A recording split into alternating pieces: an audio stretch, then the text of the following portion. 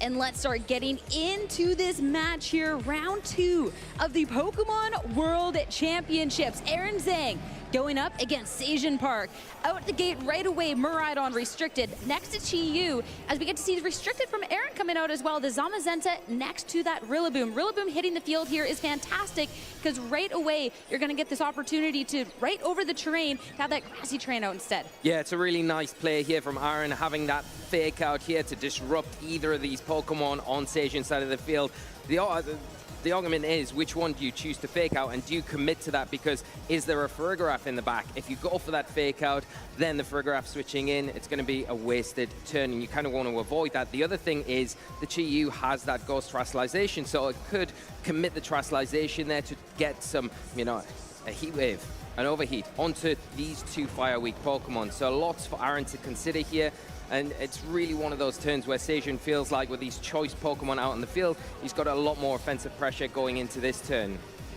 Right away, Rillaboom's not going to be sticking around for a fake out. We're going to see the swap and a little bit of what Aaron has in the back here for the team. And it's going to be this Entei. Terastallization is going to be the way to kick off this match right from the get-go, and we're going to be eyeing up the Chi-Yu. So instead of that Terra Fairy on the Miraidon, making sure that, hey, if there is a fake out that was coming this way, would do absolutely nothing. Yeah, the one thing that you could say that Sejun could do is maybe go for that Heat Wave and then a Draco Meteor into the Zamazenta. It covers the Terastallization, but we just see a Protect come out from that side of the field, and a big overheat here into the Entei, and they're doing massive damage for a resisted attack as well.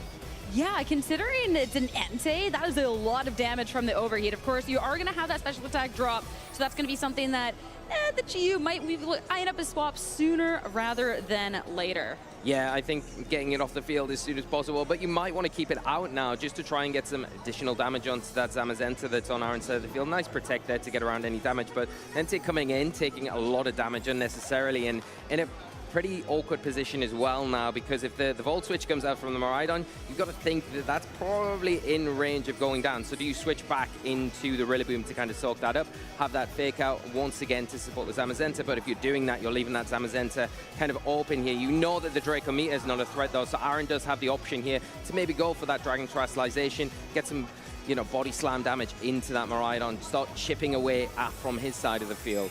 Oh, I think that's what we might just see here, as we're going to be pressing the go button on Aaron's side of the field as well. Zamazenta, that Terra Dragon. Terra Dragon is always such a cool defensive Terastallization, considering against this Fire, Water, Grass core, it's going to be resisted. Does mean that later on you could be susceptible to that Miraidon, but for now you know you are good, and this overheat targeted into is going to be doing negligible damage. Yeah, it's a really nice defensive Terastallization here from Aaron, and knowing what the moves were locked into from the Miraidon and the Chi-Yu, had a free time doing that. You do see that Volt Switch into the Entei, does take it down, doing enough damage, and then that Miraidon going to be in the back for later on. Sejun can utilize that once this Chi-Yu has done the work that he needs to. Not really getting much use out of it now, and the Zamazenta has to take a turn. Where does it go? Probably that Body Slam into what was that Miraidon slot. Yeah, this will be our first opportunity to see what else Sejun has brought to this match. Curious what it is. The Farigiraf that you called out could be a great one, considering it is something a little bit more on that defensive end. I am still personally hoping, I'm patchy, but there is still a lot of really strong Pokemon that he can have. Even something like this Iron Hand could be great. Time to see what it is, though. It will be that Farigiraf, so no priority. But that's a lot of damage still. Yeah, that's a huge amount of damage there. And because normally with the electric terrain set up, you would have that electric seed activated, you'd probably take that attack a lot better. But fortunately for Aaron, he's just positioning these pieces very well. See the grassy terrain on the field, the Rillaboom now in the back. And he's got the ability to bring that in just to get rid of that electric terrain whenever he chooses to. I think if you're Sejun, you've got to try and get that Miraidon back onto the field and threaten the Zamazenta with a Draco Meteor, because of now that Dragon Terra typing. You've got to try and get that Chi-Yu off the field as well, because really it's not very effective at all. It's launched 2 attacks out. It's going to be -4 special attack now, so you want to remove that off the field. This could be an opening for Aaron to maybe fish for either a knockout onto the Farigiraf with that body press into that slot, or double target down into the Chi-Yu, expecting maybe something like the Miraidon to come back onto the field.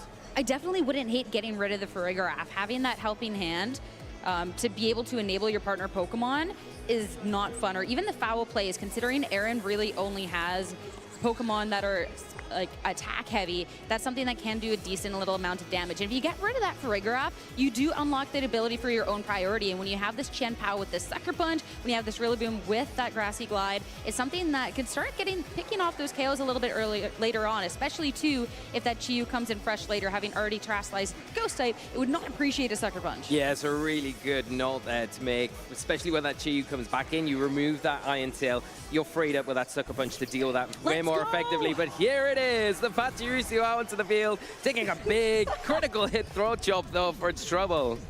That is going to be the focus has broken with the Rocky Helmet recoil on that swap in. Farigiraf, it's going to be going down. So now Sejun gets a free swap into something else. And now this could be an opportunity to bring that Chi-Yu back in, since you do have that redirection and you would still have that full special attack back, or you can eye up for that Miraidon and just go for some heavy damage, especially now that you've gotten that Terastallization out of Aaron Zamazenta. Yeah, we were talking about the Farigiraf going off the field, that Armor Tail going away, and then the Sucker Punch being an option. But the problem is now you've got the Pachirisu with the Follow Me, so you can't really utilize that attack anymore. Miraidon coming back onto the field, going to set that electric terrain up, and it does pose a big threat to that Zamazenta now with that Draco Meteor because of the Dragon Terra typing. The Chien-Pao as well, it has had its Focus Sash broken, so not as kind of secure as it would have been normally. Miraidon threatens some big damage onto both of these targets. Yeah, and this Miraidon, notably, since we are seeing the swap over into something like the Dazzling Gleam, we don't have this possibility of something that could just be hitting the whole field here. So you can be committing to something like a Dazzling Gleam instead, but you would have to be watching out for the potential of a wide guard over on Aaron's end. You would be dealing super effective damage into both, and you would make sure the Zamazenta is then not threatening damage on this turn, but that's still a big call to make. Yeah, and do you just commit with the Chien-Pao to try and remove the Pachirisu, try and remove that Follow Me, so then it frees up your options where you're attacking into, you don't have to worry about any of those redirection. Gonna see that electric terrain going away once again, the Rillaboom hitting the field and taking away a little bit of the power from that Miraidon as the Chien-Pao just protects here. And going to see what the Miraidon locks into, which is going to be the most important thing. Little Patchy going for that Follow Me, pulling any attacks. None coming out this time, and it is that Draco Meteor. Really nice switch here from Aaron. -2 though. Rillaboom taking a little bit of damage for its trouble, but a really worthwhile one. Yeah, bringing in the Assault Vest Pokemon. Now at -2, the Miraidon would have to just manually swap to be able to get that back. And that's where Aaron can find advantage into this. With that critical hit on the swap, and the Pachirisu has taken a lot of damage, and even if you protect and swap, you can just kind of double into the other slot, and you would have to make so much headway with that Miraidon back going on forward. So a little bit of a dangerous spot, and even eyeing up something like a Fake Out into it, since it is a choice to lock Miraidon, a little bit tough. Sejun has to tread really carefully here. Yeah, and depending on how both trainers have trained their Pokemon, there could be a speed tie here between the Chien-Pao and the Miraidon. Chien-Pao outspeeds it, probably got enough in the tank to be able to remove it with something like an Icicle Crash. So Sejun has to be very careful here. You haven't got the freedom to switch something in to kind of soak up that hit. You've got the Chi-Yu in the back that you really probably want to utilize later on this game. Fake Out coming out into that Miraidon. All right, so that's going to be the Fake Out. Follow Me. So the Miraidon, it won't be able to act, but it won't get KO'd at this moment. His Throat Chop from the Chien-Pao is going to eliminate the poor little Pachirisu once and for all. A little bit more Rocky Helmet recoil, and Sejun Park now down to his final 2 Pokemon. The little round of applause for the Pachirisu. And a nice turn here from Aaron, and he's really taking a lot of control of this match, making it very difficult for Sejun to get kind of that momentum swing that he's looking for. But there is hope. The Chi-Yu coming back onto the field, it is pretty healthy. Of course, now doesn't have that support network of that Follow Me, the Farigiraf, so it is going to be susceptible to that Sucker Punch, and it's pretty easy for Aaron now to just say, okay, locking in Sucker Punch into that Chi-Yu, that's probably enough to pick up the knockout. Miraidon, it's down to -2 now. The Draco Meteor is probably not going to get the Rillaboom, so you're pretty safe going for something like a U-turn into that slot to allow a free switch into the Zamazenta the next turn. Once you've dealt with the Chi-Yu, you've got a pretty easy route to being able to deal with that Miraidon, which would be down to -4 with that Zamazenta. Make it official. Sucker Punch Chi-Yu is down for the count, and only 1 Pokemon remaining here in this game 1 between these 2 trainers, all down this -2 special attack Miraidon. Grassy Glide is just going to be that little bit of chip, not very effective, but slowly but surely. And as well, the Draco Meteor miss, if it wasn't completely sealed from that moment, well, it sure is now. Yeah, definitely. That seals the deal, I think, for Aaron. But so well played. Aaron has just controlled this match from the get-go, really, with these well-timed terrestrialization, making it very difficult for Sejun to get kind of any foothold in this game. The Sucker Punch there can be enough for Aaron to go 1-0 up in this round 2 set. Really, really well played. And we talked at the beginning of the match about how for maybe a window of opportunity for victory, Sejun to get the Terra out of Aaron could be where he find advantage. But we didn't necessarily talk too much about Aaron being able to get that terrestrialization out of Sejun. That was a very first turn terrestrialization from that Chi Yu to make sure that it wouldn't get hit by a fake out. It's choice item locked, it can't protect.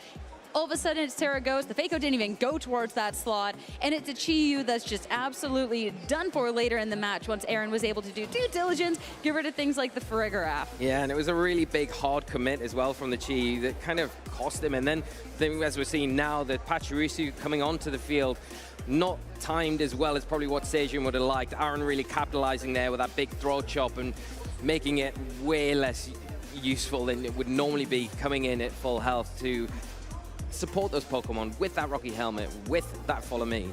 I think where it's a little bit tough too is when I'm looking at the move selection by Sejun and these choice-locked Pokemon.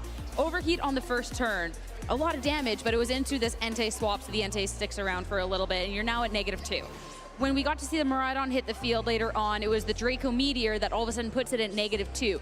And if you're constantly swapping and Aaron's just doing consistent damage to those swap-ins, like with Pachirisu when the Farigiraf swapped in, well then Sejun, I mean, you can't constantly be swapping. You eventually need to attack, but if your own special attack is constantly getting lowered, it's not going to help you go too much. So even if we do stick with kind of the same Pokemon going into this, I'd maybe like to see maybe different move selection. If you're already not getting the KOs with these moves, pick something that you can just spam over and over. Yeah, I think you make a good point because that's it. It's like a high risk, high reward with those moves like the Draco Meteor, like the Overheat, where it does have those big drawbacks of lowering your overall attack power when you're using it subsequent turns. And that's what really cost Sejun because it forced him into a position where he had to switch out. And Aaron really capitalized in those moments where he was punishing Sejun, having to switch those Pokemon out to try and get them back and readjust that board for later in the game. Aaron just not giving him a foot in and really keeping the pressure going. So maybe we do see something different as we get into this game 2. All right, from the get-go, Farigiraf's going to be leading the charge, so no potential priority option coming out from Aaron. So Sucker Punch off of the table. A little swap up from him as well. We saw the Rillaboom led from the get-go last time. Now it's going to be Qianpao next to that Zamazenta. Of course, the Zamazenta can start huge damage here and does get that defense raise for later on in the match when we see Sejun kind of swap Pokemon around. Maybe a swap could be a great thing to overwrite some terrain at this point, but Aaron definitely has options. Yeah, a lot of options here, and I think not leading with the Rillaboom is really smart because it gives you that flexibility now where you have got the choice to just preserve that focus sash on the Qianpao if you'd like to, switch that out, get the Rillaboom on the field, weaken that Miraidon, and then go after that Farigiraf, which could be a real problem the longer it sticks around. It really would limit what you're able to do with some of these Pokemon if you have got the Entei in the back and the Qianpao. If you're wanting to use those priority moves later on in this game, then getting rid of that Pokemon is probably the first point of call for Aaron. So maybe going after it now would be very useful. The one thing you would say different about that game 1 is that it has had that Psychic, the Electric Seed activated, so the Farigiraf's defense will be a lot better. Going to be able to take those and the body presses much better than it did in that first game. It will, but that's where the Sword of Ruin from the Qianpao is definitely going to try and counteract that just a little bit, and the super effective hit is making that Electric Seed look not that great, taking it down to already half health. Big hit coming out from the Miraidon. It's not going to completely eliminate the Zamazenta. That's a hefty amount of damage, and I love the Volt Switch instead because you get this damage, but now an opportunity to pivot and bring something else in. Yeah, it's a nice play from Sejun. You're preserving the Miraidon for a little bit later, trying to get some utility out of this Farigiraf here. You've got the Armor Tail active, so preventing that Sucker Punch. But I like the play from Aaron. I think it's very brave. He's not really worried about getting knocked out with either of these Pokemon on the field. He's got the Focus Sash and the Qianpao Pao. He's got the Zamazenta there. It's a pretty well defensive Pokemon. And utilizing these two to remove that big threat where you would imagine, yeah, body press into that slot, removing it, taking it off the table.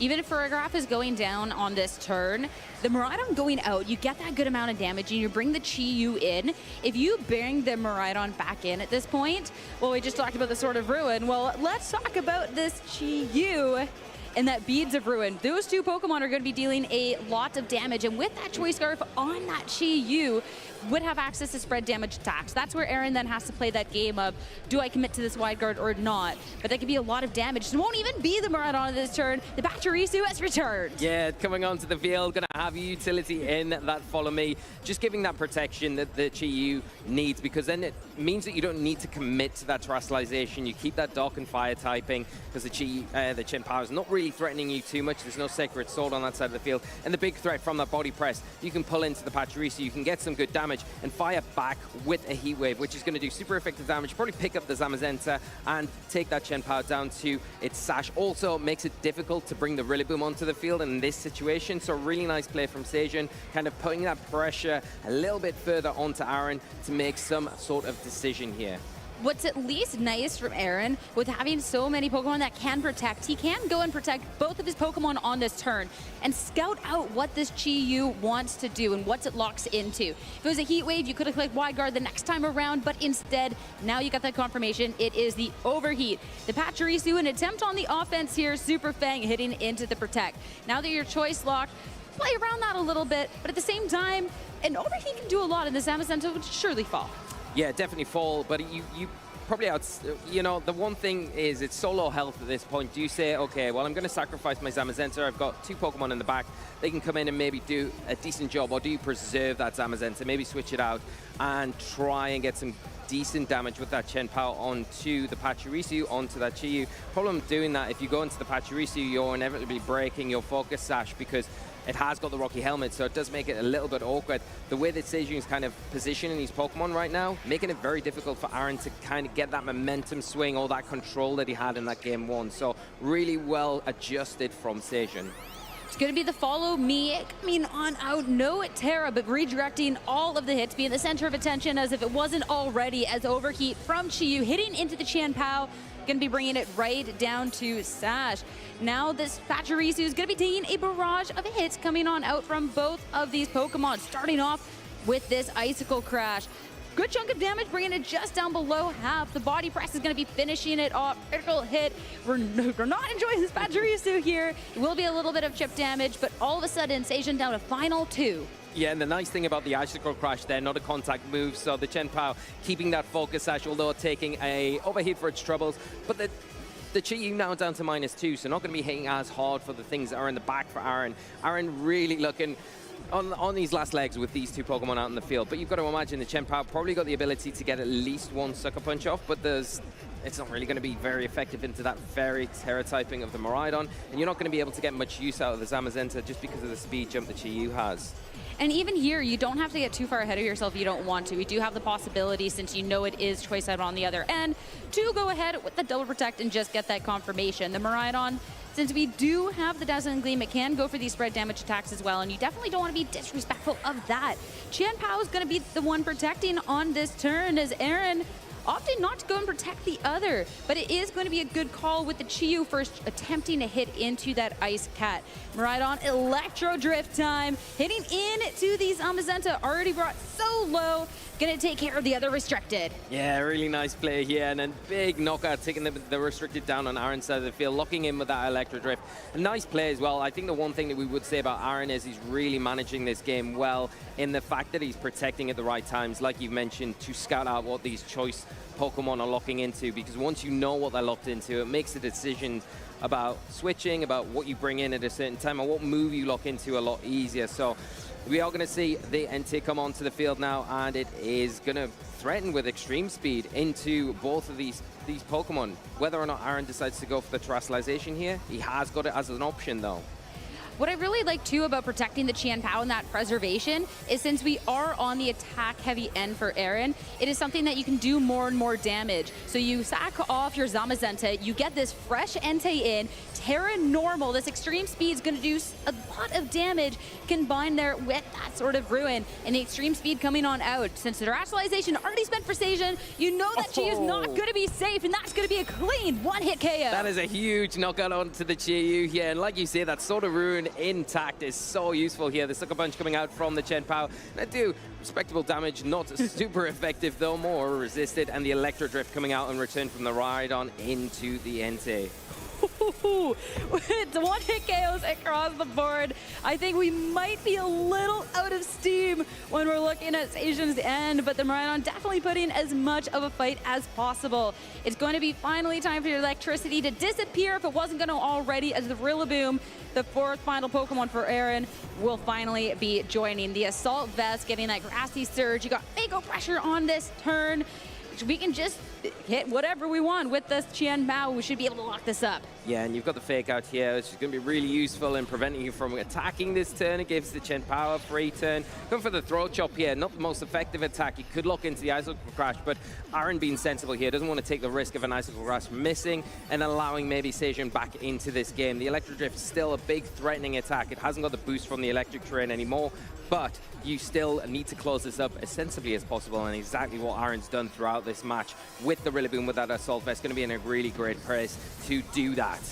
The Grassy Glide's almost there, but the Throat Chop is going to be the one to seal the deal. As Aaron Zheng, the return to the big stage, is going to be claiming this set at 8-2-0. Absolutely incredible play from Aaron. Said at the top of the game, hasn't played since 2017, coming back in full fashion here at the World Championships in full force against a formidable opponent as well in Sejun, which is just incredible to see. You think